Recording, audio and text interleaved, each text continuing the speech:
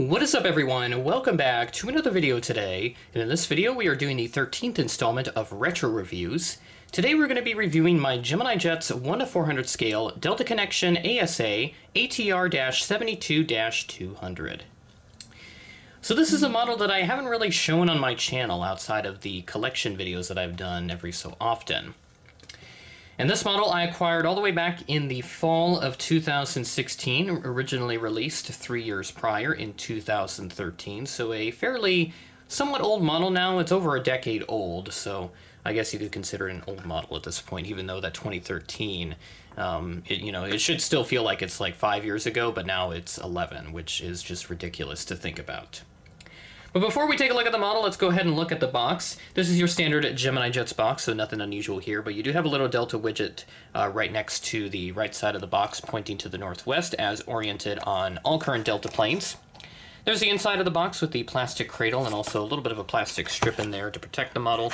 Here's the aircraft pamphlet. I'm going to zoom out just a little bit so you can see that better. Feel free to pause to read it as you see fit. And then there's the bottom of the box and the right side with a little bit of a different formatting on there. And there's the top and the left side, and then the back side, of course, which has the 2013 date on it. Item number on this bad boy is GJDAL 1101. Let's bring this beauty in. Now I can't tell for sure what exact livery this is supposed to be replicating, because I know Delta Connection, way back when, they used to have a bit of a different livery compared to mainline aircraft.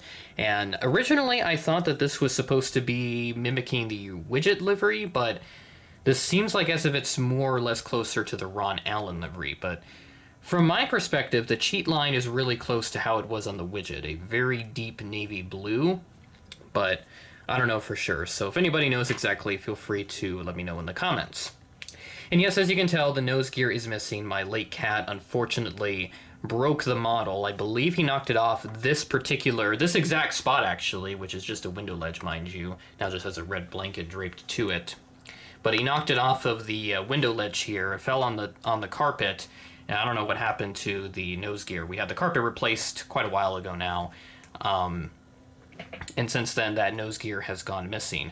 Hopefully I'm able to find a donor ATR, and then I can slap that onto this aircraft to make it look a little bit better without the nose gear just scraping the ground.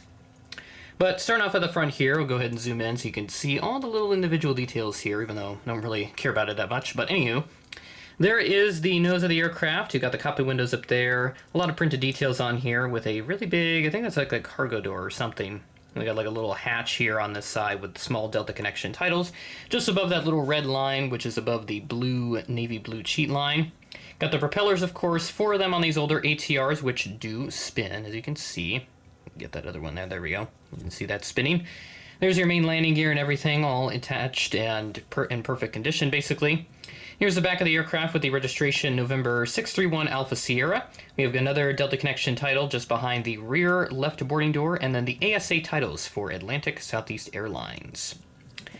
On the other side of the aircraft, it's about the same here. We don't have a cargo door on this side. Got a little bit of a another little hatch there on that second window, and then a smaller boarding door here on the right side of the aircraft with the same registration and everything on the right side of the aircraft. A little bit underneath, we've got our standard Gemini Jets details with the logo and the stand hole.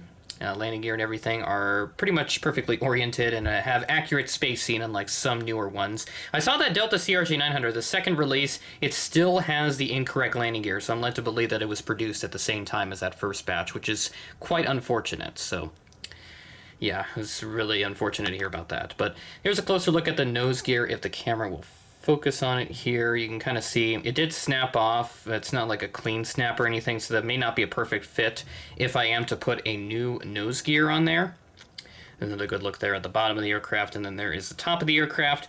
The entire wing is just one big piece, which doesn't look too bad. The seam is not horrible, definitely not horribly noticeable from afar. So overall, I would highly recommend this model if you can find it. These Delta ATRs are very hard to find.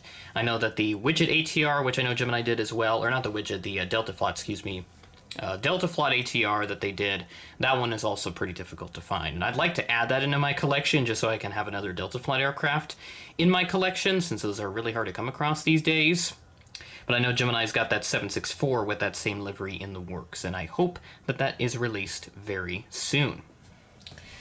So now let's take a look at the aircraft's history. This aircraft first flew on April 19th, 1993, and it was eventually delivered to ASA the next month. Operated with them for a number of years before it was transferred to FedEx and registered as November 803 Foxtrot X-Ray in June of 2010. And as of March 2024, this aircraft is still flying with the same registration and with Empire Airlines, which operates as FedEx feeder. So if you've seen 803 Foxtrot Echo, just know that it used to be this particular plane, a Delta Connection ATR-72. And that will do it for this episode of Retro Reviews.